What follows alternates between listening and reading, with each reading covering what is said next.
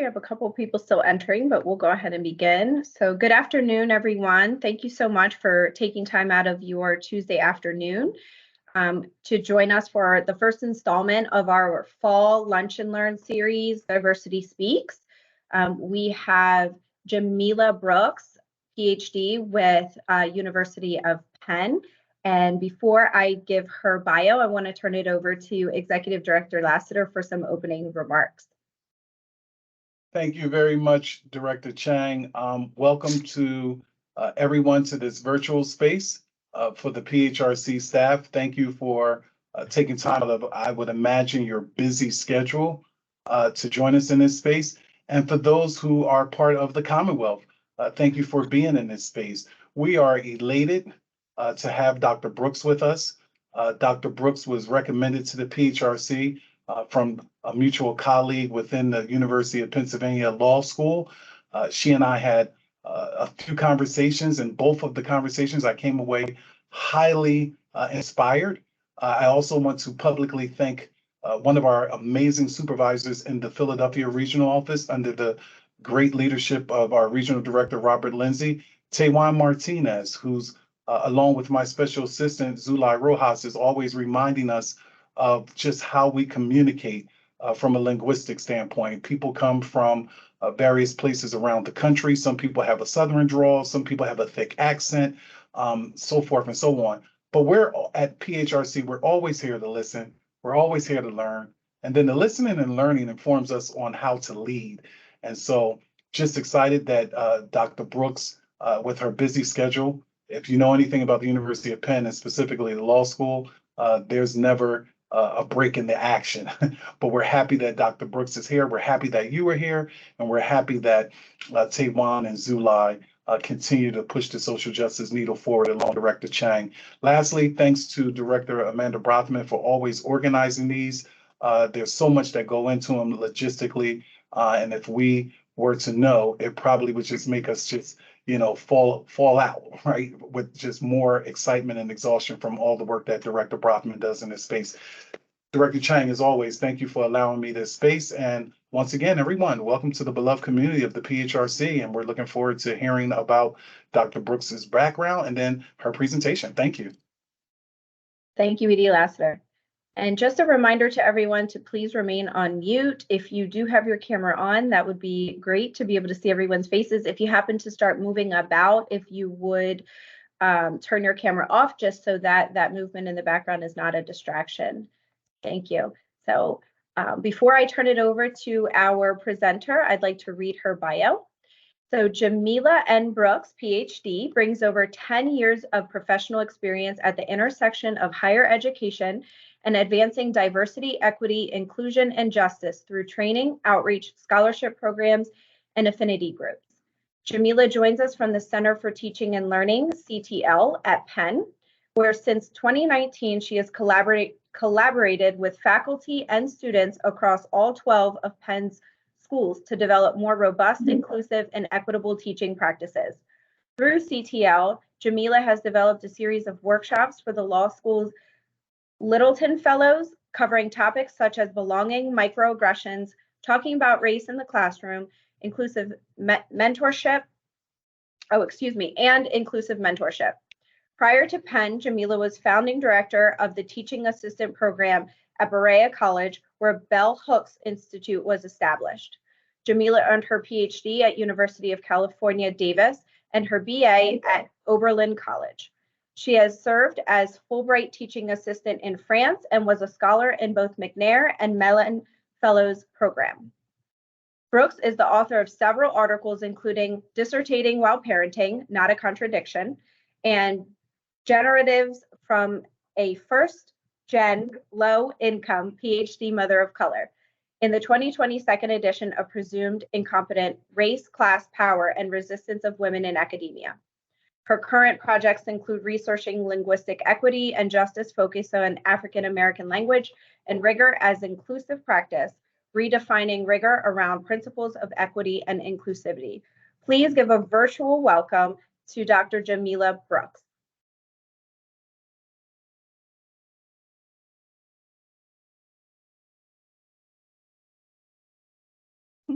Thank you so much for that introduction. I'm really happy to be here. And just really excited with my new line of work, working within Penn Carey Law, working with students. It really has been a joy and a pleasure. And this is a topic that comes up often. And so I'm really excited to bring in my background in linguistics to today's discussion. So I am from a background of education. And so I do have a small quiz prepared for you all.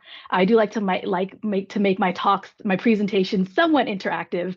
So we'll go through the quiz, and I hope that you enjoy taking the quiz as much as I enjoyed writing it. So I will pull that up.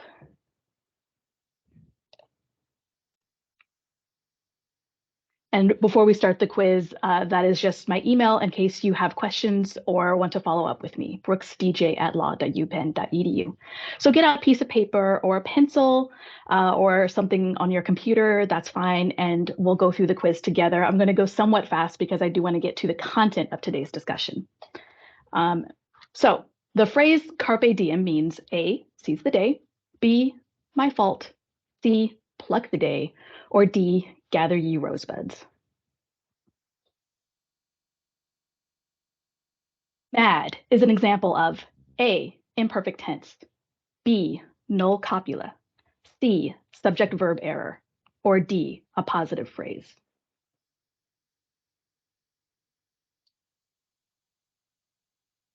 Begging the question means A, to raise or prompt a question after a stated fact, B, to make an argument where the conclusion's truth is assumed, C, to earnestly ask for another question, or D, to bring another question into the world by the process of osmosis. 4, what is the equivalent of phrase to the following? He be working. A, he is currently working. B, he is constantly working. C, he is in the construction business. Or D, he is doing a good job. 5, when you have the itis, you, A, are infected with a highly contagious disease. B, are having an existence-related crisis. C, are sleepy after eating a large meal. And D, perceive a sound that others cannot hear, a ringing or buzzing inside the ear. And our last question. 6, one correctly uses whom in a sentence when A, a liaison immediately prior to a word starting with a vowel. B, when referring to the object of a verb or preposition. C, to add variety when you have used who already in a sentence. Or D, it should be Horton hears a whom. So I want you to reflect on how challenging this particular quiz was. I've given this quiz a number of times. I have yet to have someone completely ace the quiz. I have the majority of folks maybe will get half of the answers to the quiz correctly, and then a lot more who are just like, I'm done, I give up. And I want to call attention to our feelings while taking the quiz. Now, this is a nice talk among friends, among colleagues, and so the feelings of urgency or worry might not be heightened, but this is often how we experience language, and especially when we think about talking about grammar in language, it's often experienced in a very heightened sense of taking a quiz. For some of our students, it's high stakes. You have a set of responses, and there is a sense, because it's in a multiple choice format, that there has to be one right answer. And this is how we experience about language. This is how our English language classrooms talk about language and think about language. In today's presentation, I want to urge us to rethink how we consider language and our approaches to language, and instead turn it into something that's curious and less punitive. And so I'll share the answers with you all, and we can talk at the end of today's talk if you have questions or you're thinking, wait, that can't possibly be right. But for one, this is my favorite trick question because the answer actually is either C or D. And this is because carpe diem was a Latin term that came from an agricultural culture in which you needed to go out and pluck literally whatever you had grown immediately, lest it be wasted. And so the imagery there is plucking the day or gather ye rosebuds is this idea of, we have to gather ourselves together to be prepared. We use the term, though, seize the day, which I will say will also be an acceptable answer in this question, because in our language, in our current culture, seizing also conveys that urgency much more than plucking did at the time that this phrase was created. This is a great example of how language has changes all the time, and also the challenges of translation, how those are always limited by the time and the culture that we're trying to translate into, and the approximations that we have to have in order to get us there. Number two is an example of African American language. And I'll use African American language from this point on, but you may already be familiar with other terms such as Ebonics or African American Vernacular English. I stick to African American language for reasons that I'll explain in a little bit. But he, mad is an example, not of a subject-verb error, which is what a professor or a teacher might say. Where's the verb? Well, it's what we call a null copula. And a lot of languages do this. A lot of languages presume that you already know who the he is, and you already know that they're mad. There's no need to have a verb in between. They're already linked. So Arabic does this, Ukrainian does this, Russian does this. There are a number of other languages that do this. But in our culture, in our language, it looks like an error. There's also a lot of African languages that do this. And some linguists hypothesize that when we had the enslaved coming from Africa to be enslaved here, they actually maintained some of their senses of grammar in order to maintain that sense of linguistic community and collectivity. And that is why it persists today. Begging the question, this one is also my favorite because my spouse is a philosopher and this drives him crazy. Begging the question actually means to make an argument when you have assumed the truth of the conclusion.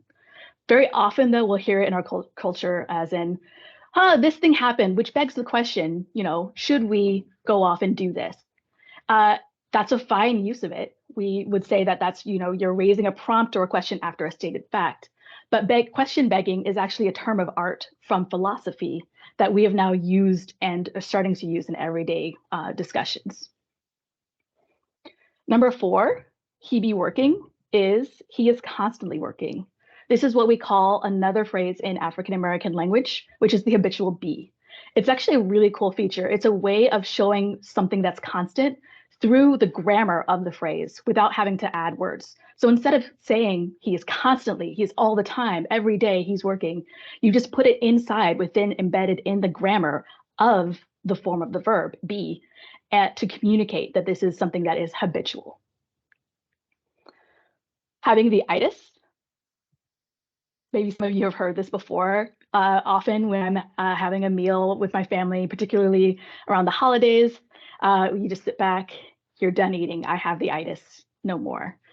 This is a great example of a phrase that uses an idiom, a way of communicating with others. It's a very in-group, this is something that we share, and this is the kind of language that we share. And then finally, one correctly uses whom in a sentence when referring to the object, and I have a little video that I need to move. Here we go. Referring to an object of a verb or preposition. And so I like to use who and whom as an example because that's another example of something that is disappearing from our language. A correct, if we are going to, for absolute correctness, way of, so you walk into a room and someone is on the phone, you say to them, whom are you talking to? The reason being you are talking, so it's the you and the verb talking go together. The whom says that verb whom does not go with the verb talking. But that sounds weird. We don't say whom are you talking to, we say who are you talking to?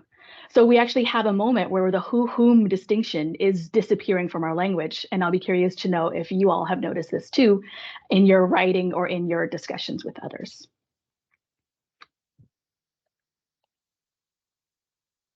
So the premise of this discussion is this idea of living in a world where monolingualism, or what I like to call monolingualistic thinking, is dominant over a multilingualistic world. And what do I mean by that?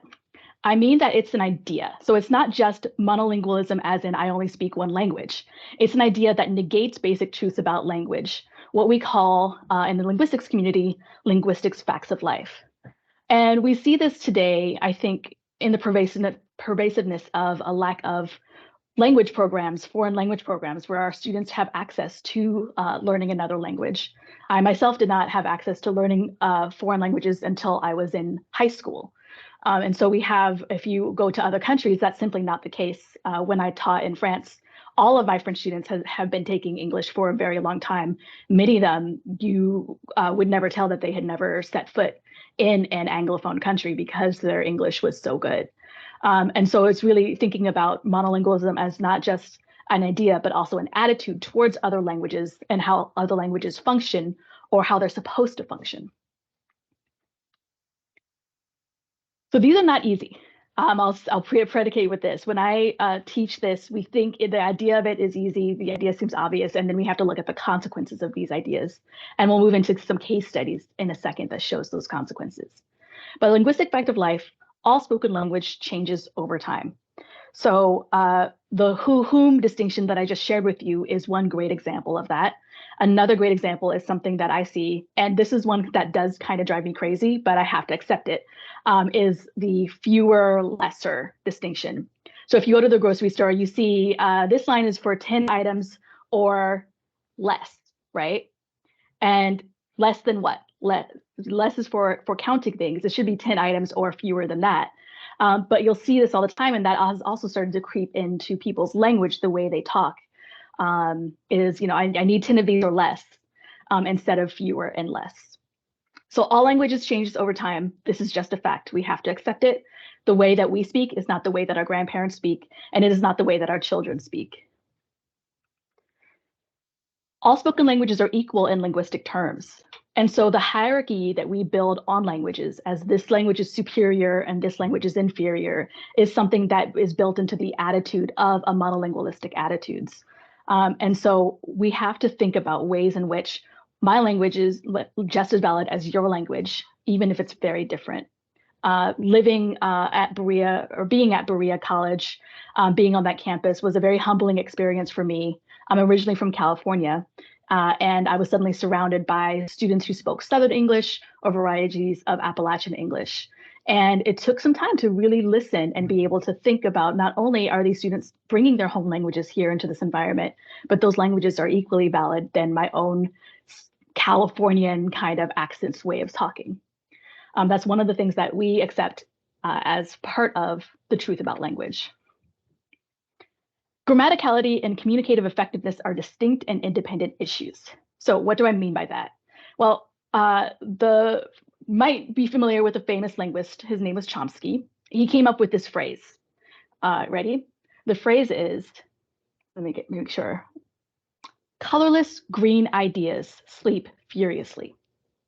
Colorless green ideas sleep furiously.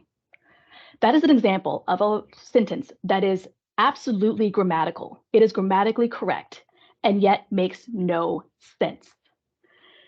And so we have to think about the ways that we communicate with one another and the fact that communicative effectiveness sometimes breaches what we think is supposed to be perfect grammar. And we do this in a lot of ways. The ways that we talk to our spouses or the people that we love is not the same way we would talk to our supervisor. The ways that we talk in one context is not the way that we talk in another. But that's because we're trying to be effective. When I talk to my children and I'm trying to be effective, what do? I might raise my voice. I might say their full name. Amaris Renee Brooks, what are you doing? And those are the ways that I'm trying to be more communicative. But I would never do that at work. I would never do that with my own students. Maybe if I was very close to a student. But at the same time, we have to separate what's grammatical and what's communicatively effective. And sometimes that means breaching what we think about in terms of what is supposed to be perfect grammar. Written and language and spoken language are historically, structurally, and functionally fundamentally very different creatures. So a good example of trying to think about why this is the linguistic fact of life is, have you ever heard yourself talk just normally, just naturally in natural conversation with someone and transcribed what it is that you would say? I think there's a reason that authors, when they're transcribing dialogue between characters, can't fully include all the things that we do when we're talking to each other. We don't have the that's interesting. We leave all that out when we read novels or when we look at transcriptions, because the transcriptions often have all of these markers, all of these extra things that we say, that we might do with our voice, that we may do with our tone. And that's very, very different. And so when we think about how we speak language and how we write language, we also have to separate those as having two different kind of histories. And then finally, variation is intrinsic to all spoken language at every level. So one of my favorite examples of this is the song, Let's Call the Whole Thing Off. So, you say potato, I say potato. You say tomato, I say tomato. And variation, not only is it intrinsic, but it's beautiful. We should be able to celebrate. You say pop, I say soda. You go down south and they ask you what kind of Coke that you want. It's cool. It's interesting. It's a fascinating thing. And so we have to celebrate that variation while recognizing that that is actually natural. For a language to not have variation would mean that the language is no longer living. It would be a dead language because variation is instilled in the variety of the humans, the individuals who are speaking that language. And so if you're interested in nerding out on any of these, I'll make sure to include all the citations and share this PowerPoint out later, but this is from Libby Green's English with an Accent. Now, what is the impact of this? So I gave you some interesting facts about language. I admit that they're not easy and they're not, once we look at the consequences of this, they're not easy to accept. I want to show a short video about what has been referred to as the Oakland controversy. If you're not familiar with it, the video will break it down for you as well. But thinking about the impact of what happens when we don't accept these linguistic facts of life.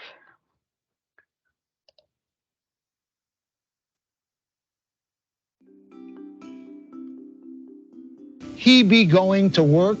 I had this party after he was off the hook.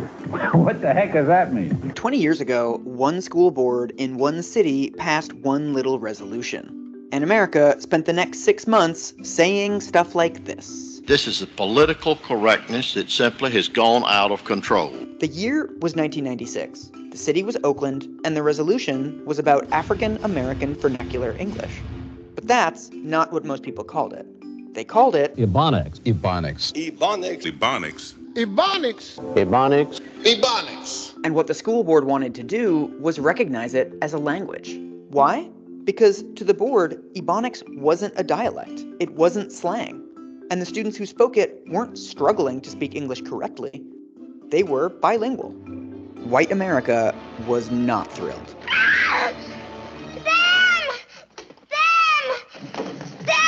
Almost immediately, state legislatures around the country passed laws banning schools from teaching Ebonics. Legislators in Oklahoma declared a state of emergency and called Ebonics a threat to health and safety. The Secretary of Education said it was a terrible thing to teach. Congress held a hearing. Ebonics is a non-standard form of English. Oakland, after all, seemed to be doing something radical. From now on, we were told, kids who spoke Ebonics wouldn't have to learn standard English. And kids who didn't speak Ebonics would learn it as a foreign language, like it was French or Spanish. Teaching African American students, quote, in their primary language, isn't that inflammatory? Sure enough, may be cute on one side of town, but I could not write an essay with sure enough at the university level. The only problem was, that's not what Oakland was doing, like, at all. They simply wanted to teach standard English in a way their students would understand. And you know what? The rest of the country should have let them. Because the thing we learned about Ebonics in the 20 years since we all freaked out about it is that bringing it into the classroom works. It was a good idea then, and it's a good idea now.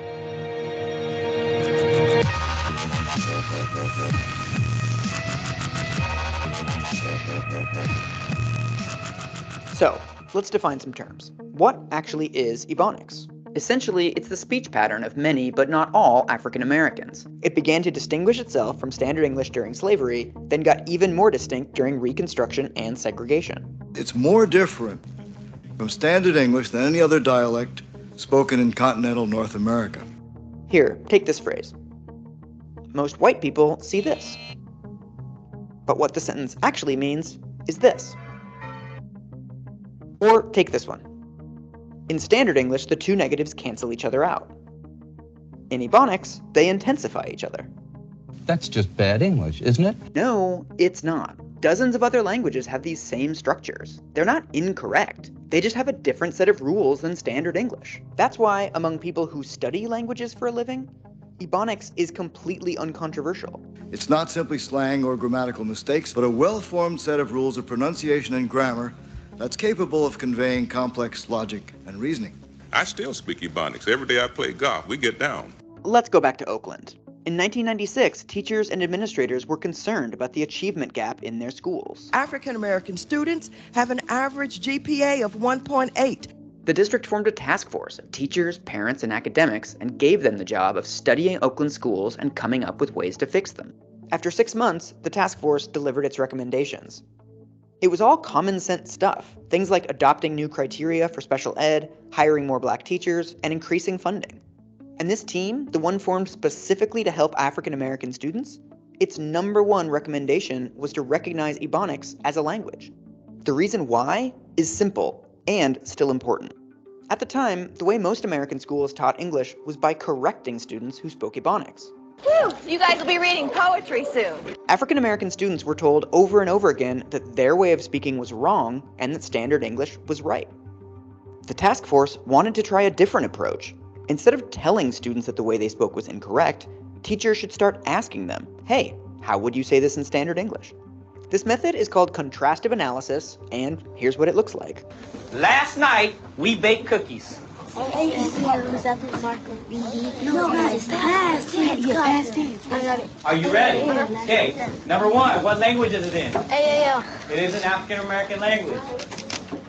#2, what linguistic feature is in AAL? Past tense marker, ED. Past tense marker ED, that's 2. And how do you code switch it into mainstream American English? Last night we baked cookies.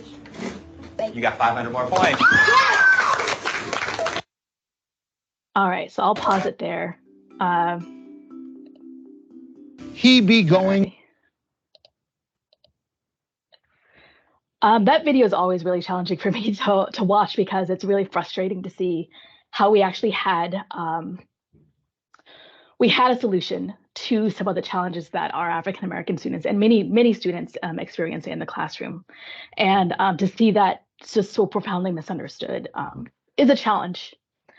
So what I want to turn it to a couple of case studies and to see the impact of what this looks like, not just the fact that it's something that's somewhat new, but where did it come from? A lot of what we think about our beliefs and ideologies around correctness and how language is or should be comes, in fact, from colonization. I'll read to you from one of my heroes, Frantz Fanon, who talks about what this looked like with his own experience. Frantz Fanon was a part of a group who grew up in former French colonies, and their experience about entering into, I believe Fanon went to the Sorbonne, I could be wrong about that, but their experience of having this language at their disposal, and yet that not simply being enough, recognizing the dualness of their identity as what was acceptable in their identities and what was not from others around them. And so he talks this about the Black of the Antilles, he said, will be proportionately whiter. That is, who in the perception of others will be more human in direct ratio to his mastery of the French language. I would like to say that unfortunately in many parts of France, that is still true, where if you have not mastered the French language, you are seen as someone who just simply does not understand. Fanon goes on to say, in school, the children of Martinique are taught to scorn the dialect. Some families completely forbid the use of Creole, and mothers ridicule their children for speaking it. In France, Fanon noted, the European has a fixed concept of the Black, one where there is nothing more exasperating than to be asked, how long have you been in France? You speak so well. We see another example of this from Côte d'Ivoire, which is another post-colonial nation. And in the schools, this is something that happens even among those who were teachers who were Ivorian, who were from that country, not French, but who continued on to the tradition of linguistic punishment. And so this novel Clambier is about a young boy and who's in school, and the young pupils, when they were experiencing the school inspectors, eventually outlawed, the inspectors outlawed the use of African languages in those schools. And the students would be given a token called a témoin, or it's like a collar of shame. It could be like a metal thing, could be a hook. It could be something that was not comfortable to wear. And it was passed on. So students were actually telling on one another, like, oh, I heard so-and-so speak this dialect. Now they have to wear it. And then the punishment for being left with the token at the end of the day was to do more exercises in that language or to clean up the area. So again, this is an example of a physical example of the punishments that were given to children for speaking their indigenous language in favor of trying to speak whatever the dominant language was. And I think the irony of all this is that linguistics studies have shown in terms of second language acquisition or acquiring a new language that this doesn't work. So the example of the Oakland controversy, which is telling students that they spoke wrong, that they needed to speak right, did not work. And the reason was that it didn't explain to them or it didn't help them think about any better about their own language and how it functioned. It simply told them to set it aside. And I think that that is impossible, really. How can you learn another language without having a sense of what it is that you understand and know about your language? I know if any of you have learned a language later in life, like I did, English became so much more clear to me once I started learning French. Once I started saying, like, oh, that's how it works there, but that's not how it works here. That's really interesting.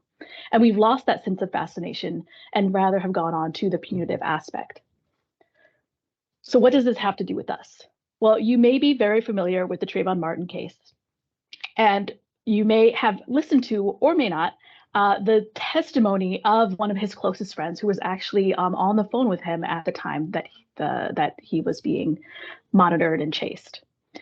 And what was fascinating about this is that later a linguist came along and he had watched the trial and he said, you know, what really happened was that the linguistic separation of Ms. Gentile and the jury was what really just poisoned this testimony. And it wasn't her fault.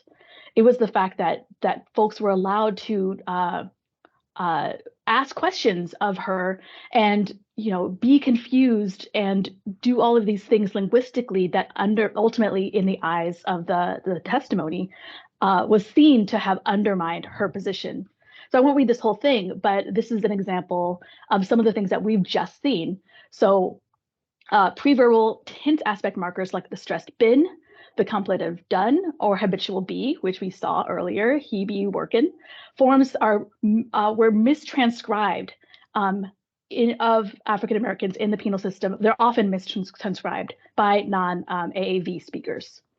And so there is some even other evidence. Rickford reports on responses of 25 Black and 25 white to 4 questions that tested knowledge about the meaning of stressed been in sentences like she been married. That was in the Oakland video as well. She has been married for a long time. Among Blacks, 23 got there were 4 questions. They got the first question right. 15 got all 4 questions right. None got all 4 of them wrong. Among whites who took the same quiz, only 8 got the first question right. 1 got all 4 right, and 10 got all wrong. And so there's a similar experiment of understanding of 32 AAV sentences with 6 AAV speakers and 10 non-AAV speakers, most of them white. And the AAV speakers, again, they were 100% accurate in their transcriptions and paraphrases. The non-AAV speakers were only 45% accurate overall. I think that is really telling, because at the end of the day, these markers that we're talking about linguistically occurred several times in Gentile's deposition and courtroom testimony, sometimes at critical points. And so the issue was the communication loss between herself and the others. It was not that she was seen as someone who was, what's the word? She was not critically, she was saying these things or using these phrases at points in which people felt like she was lying or not telling the truth, when really it was a linguistic miscommunication. This is seen in later research looking at transcription accuracy. So we're looking at reporter accuracy despite certification at or above 95% accuracy as required by the Pennsylvania Rules of Judicial Administration. The court reporters performed well below this level with an average transcription accuracy of 59.5% at the level of a full utterance. That is 40.5% of the utterances were incorrectly transcribed in the same way. The best performance on the task was 77% accuracy, still not enough. The worst was 18% accuracy.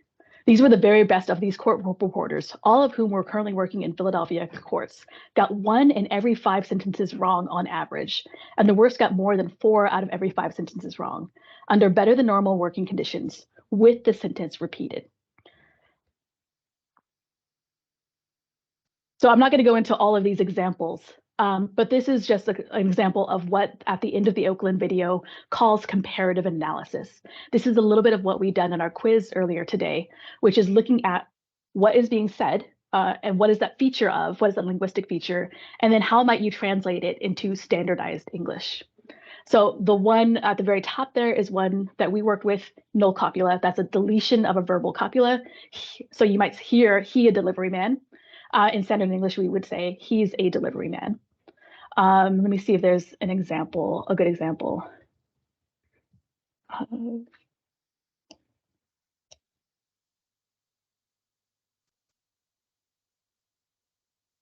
Okay, so down there towards the bottom, it says perfect done. So it's the combination of habitual and contemplative markers. When they acted wild, I be done, went home. It usually says, I've usually already gone home by the time they have started acting wild. But in a court testimony, this might be mistranscribed as, oh, they were acting wild, therefore he decided to go home after they started acting wild. So again, the temporal aspect of the differences between what the language is communicating is something that is problematic here and problematized. So then let's take a step back. I think the first instance of how it's important to understand how others use language is to first think about how we use language. And so thinking about specifically your geography. Are there special or specific sayings from your geographic area that may not make sense or be different to outsiders? One of my favorites is asking people, do you have a phrase for when the sun is shining and it is raining at the same time? You might think, sun shower. My grandmother's from Alabama. In the South, I don't know if you know this, but in the South, when the sun is shining and it's raining at the same time, you say the devil's beating his wife. It's interesting. I don't know where that has come from. I'll have to look up like the history of that, but it's a really interesting phrase. And I like to ask that to others. And a friend of mine who's from Ethiopia, their saying is, oh, a hyena is giving birth. And so lots of different languages have a saying for this, and we kind of say it and use it. We may not know why, but it's something that is embedded in the way that we talk to one another. I'm not a Philadelphia native. I'm fascinated by the Philadelphian John. I like to sometimes just sit on a bench outside and just listen to people use it and think about how they're using it. Ice water, or water ice, sorry. I mistyped that, but water ice is something I've never had before in my life. And I thought, oh, what's so special about water ice? It's like water with ice in it? No. It's the flavored slush drink, but that is so much better than slushy on a different level. And when I told one of my young students, you know, where I'm from, we don't have water ice. He looked at me. He's like, well, where you're from, I don't ever want to go because I can't imagine a world without water ice. When you're thinking about your home language, think about what's familiar as well. So are there certain phrases or sayings that make sense within your family? My grandfather was a big fan of saying boku bucks. He would say it in this just like kind of, he's from Ohio, so this kind of drawl. I didn't make the connection between boku bucks and beaucoup in French until much, much later, but I thought it was really fun. And he would always use it in kind of like an ironic, kind of funny sense. He would get this smile on his face of, yeah, I've got boku bucks today. Let's go to a good restaurant. I think this is a little more challenging, but you might also think about grammar. How are sentences structured differently? What is the order of verbs or descriptions? How is that pulled out? There's a nice article on why we say tick-tock and not talk-tick. And it has to do with the order of sounds that we like to embed in repeated similar sounding words that we have. And this is something that we do naturally. Talk-tick immediately sounds wrong to us, but we don't know why. And it's because of this rule that we have, and we don't know the rule until after we talk about it. But it's a rule that we all think about and understand. And then finally, phonetics. How are sounds produced or perceived, particularly vowels? So an example of this is I come from what's called the pen-pen merger. I don't know if I'm going to be able to do this, but in the South, I think you say you write with a pen, but then you pin something to your dress. I could have gotten that wrong. I apologize. But there are certain sounds that are produced, and some of us have the pen-pen merger. Another really good example of that I hear up here in Philly a lot is cot and caught. So cot as in C-O-T, I sleep on a cot. And caught, C-A-U-G-H-T. You might hear someone say caught, right? It sounds like C-A-W-T. So I caught a bird the other day. Again, we say things, particularly vowels, tend to separate differently. And there's an entire dialect map about all the varieties, linguistic facts of life. It's a variety that we have of speaking.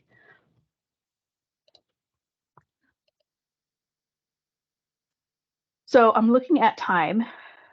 Okay, we have time for this. So I found it very interesting that when I first started talking about this and thinking about this, usually the first response I got from individuals was like, oh, have you seen Airplane? And I was of a generation where I had not yet seen Airplane, but I went and looked it up and I was a little taken aback by this video. We're not going to watch the whole thing, but this has been a great example, I think, of how media, how we perceive how language works when it's not quite what we've been doing and talking about today. But we'll just watch a little clip of this. And look at this exchange and think about like how are they constructing language with the ways that they are showing off transcriptions of language and the reactions of different individuals. And we're going to skip ahead. Here we go.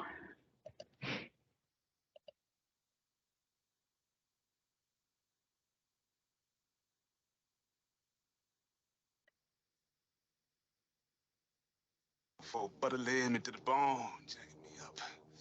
Tight me. I'm sorry, I don't understand. Cuddy say can't hang. Oh, stewardess, I speak jive. Oh, good. He said that he's in great pain and he wants to know if you can help him. All right, would you tell him to just relax and I'll be back as soon as I can with some medicine. Just hang loose, blood. She's gonna catch up on the rebound on the med side. What it is, Big Mama? My mama didn't raise no dummies. I duck a rap. Cut me some slack, Jack. Say Cuddy can Chump don't want to help. Chump don't get the help. Say can't hang. Say 7 Up. Jive ass dude don't got no brains anyhow. So again, I think that this is a great example of often how we misunderstand language. We think of this as in the Oakland controversy, Black people speak this thing called Ebonics, or in this movie, jive. And if you learn about it in schools, you'll be able to help them on an airplane. I don't know really what this particular scene was trying to communicate, but I think that we have to be very careful about the ways that we think authentically about language and ask ourselves questions about how it works, and maybe question about ways that the media, different forms of media, will portray how language works in incorrect and sometimes inaccurate ways.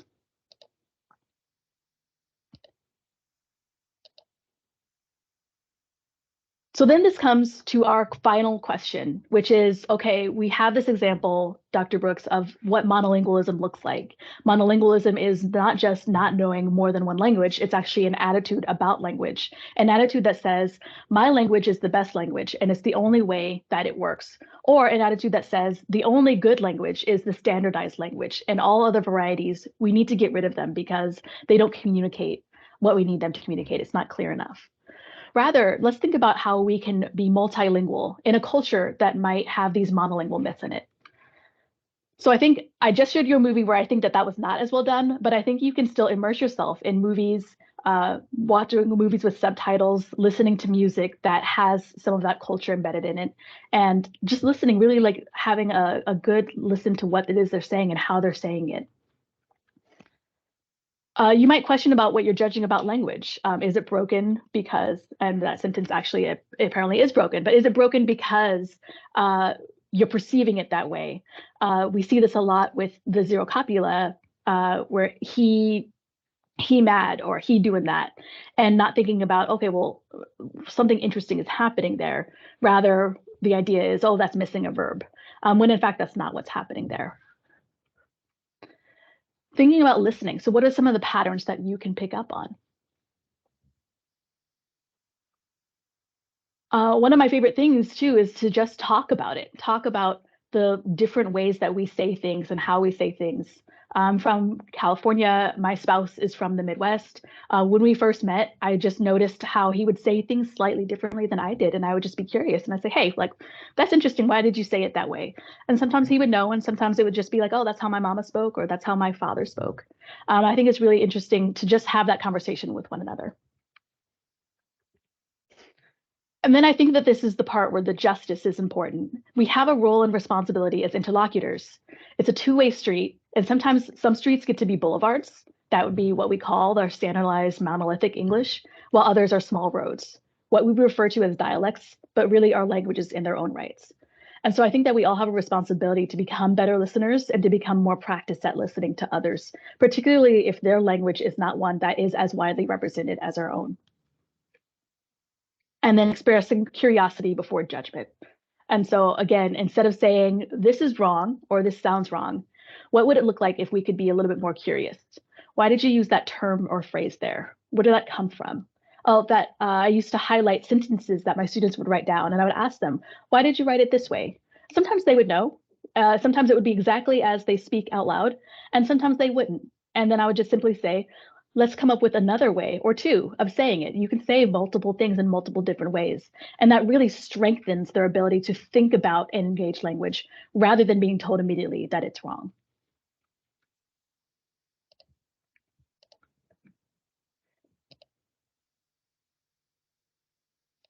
So with that, I'm trying to find the button here to end. Here we go. With that, I don't know if we have questions and answers in this period or if we're not, but I would love to open up to any questions or thoughts or reflections from you all. Yeah, we'll open it up now to all of the above.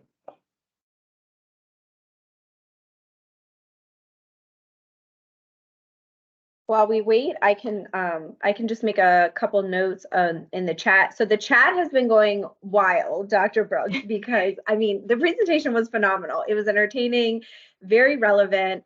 Edie Lassiter had mentioned Taiwan Martinez, who we have on camera here, and she is an avid proponent of being, you know, open-minded as it relates to language and linguistics. So this was like right on time for conversations that she's been having throughout the agency. But one of the comments was, would you please share the references in full video that you had embedded? I know you had to stop it a little bit short. One person had asked. Julia Kea offered her understanding of that expression. I believe Taiwan put in a Spanish translated version of that expression as well. And I actually was writing down, I have like 2 pages worth of notes just from the whole thing, but I was literally writing the word curious when you had mentioned that to be more curious. And I love that you had suggested that because oftentimes it does come from a judgmental place and not knowing. Are there any questions? Because I could keep going. I mean, I love this. I like to joke that I was an English major in a previous life because I'm always analyzing and super curious about words. And yeah, Zulay said the same thing, curiosity before judgment. It'd be like that sometimes. I love that. Yeah, I'm sure ED appreciated your John reference being no doubt. North Philly native. I had put in there California. I had a friend that is East Coast, moved to the West Coast for 10 years, came back, and every other word is hella. I had never heard it before until having conversation with them. Yeah, when I lived in Southern California, a lot of my middle school classmates would always say, "Gag me with a spoon." Yeah, I remember that one. Yeah, gag me with a spoon. They were from like Simi Valley and various other places. But no, this whole entire presentation was just amazing and a lot to think about, a lot to take in, a lot to reinterpret, and a lot of, you know, just once again, curiosity before judgment. I enjoyed this, John. It was all that. I appreciate it. You enjoy this, John? John was all that.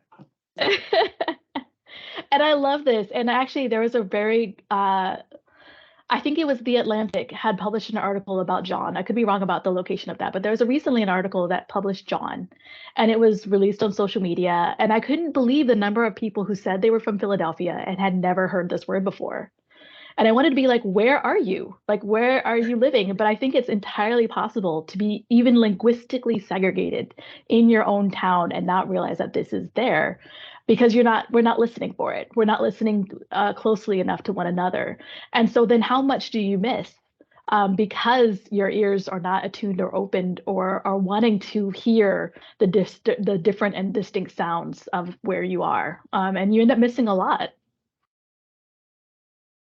You know, Taiwan, this reminded me of the conversation we had at the conference last week or the week prior about, you know, in America, we do have this monolistic thinking that, you know, you hear so often when we have other people from other countries or even from America, but that their family has different cultural backgrounds and they speak various languages, and it gets lost in just the cognitive like attunement that it requires for somebody to learn multiple languages and be able to jump back and forth from one language to another. Like the psychology behind it and like the synaptic connections that are made well beyond those of us that only speak one language. I mean, it's fascinating. And I feel like that gets lost as well. Like the value in that and just the amount of intelligence that it takes and skill that it takes gets lost, unfortunately.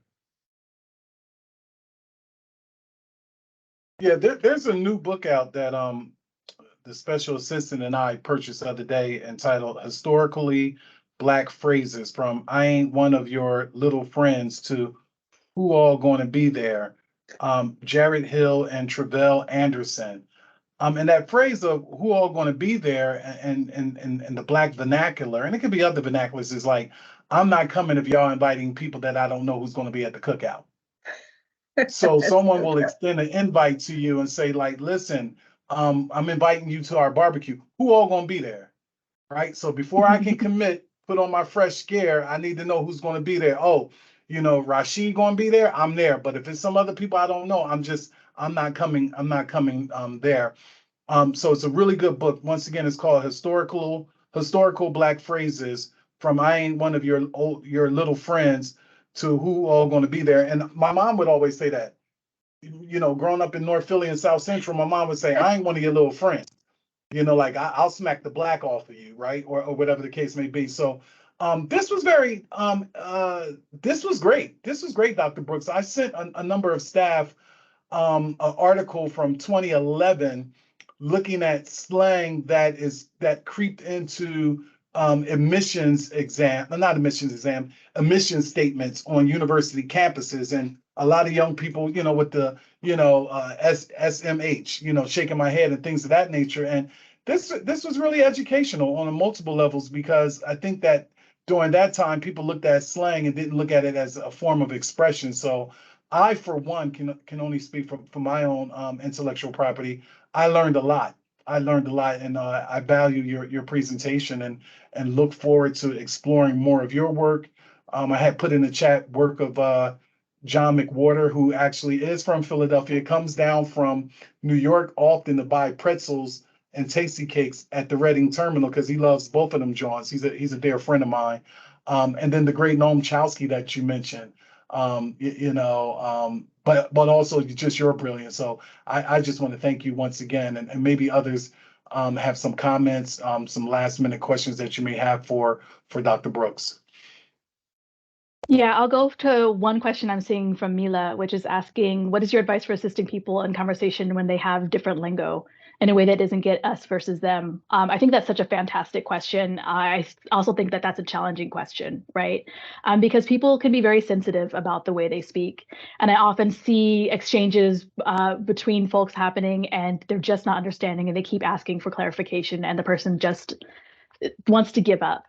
One of the things that I highly suggest is getting used to asking the question that I asked my student, which is, what's another way you can say that? I'm not understanding. You put the onus on yourself and seeing if that helps. Oftentimes that's a skill, right? To be able to say, I don't quite know how to say that in this way, but maybe I can say it in an alternative way. So it's not something that's completely will resolve the issue, but I think that just asking questions in a certain way that says, you know, I'm the one who needs to listen to open my ears up a little bit better. Can you say it in another way is very helpful. And of course, in the resources that were in the PowerPoint presentation that I'm sure will be emailed out or shared afterwards, has a lot of strategies like that. But I think that opening ourselves up to different ways of talking and being able to invite others to share with their languages. And if you're close enough to them, you can absolutely ask like, oh, why, that's interesting. Why did you say it that way?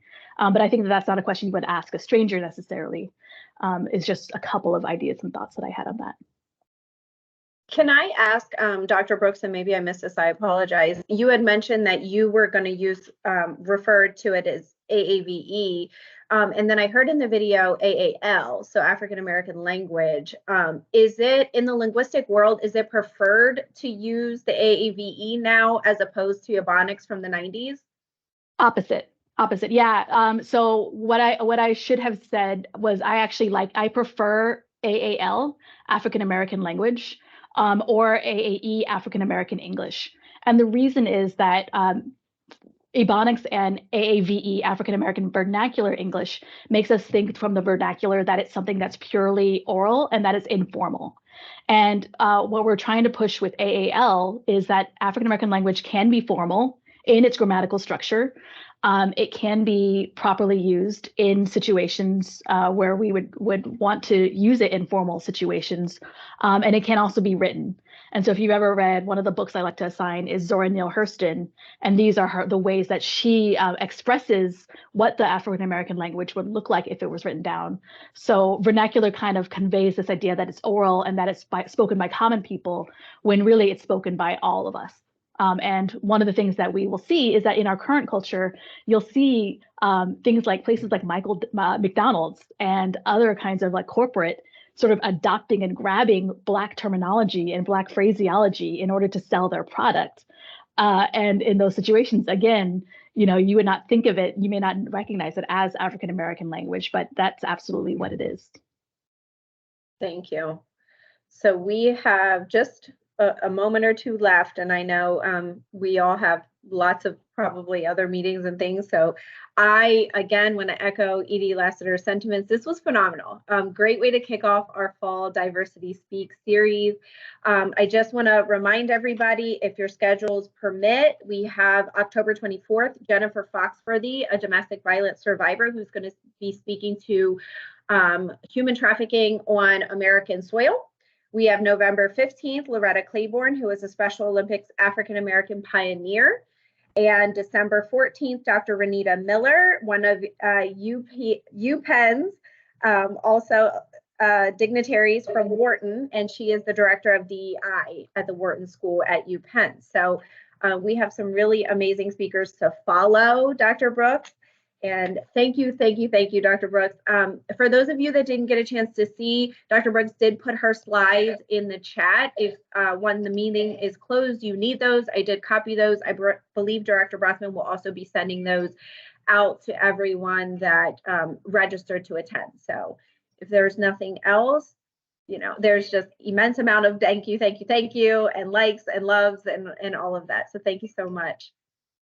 Thank you for giving me the opportunity to nerd out on one of my favorite things to talk about. Absolutely. All right. Have a great afternoon, everyone. Take care, Dr. Brooks. Take care.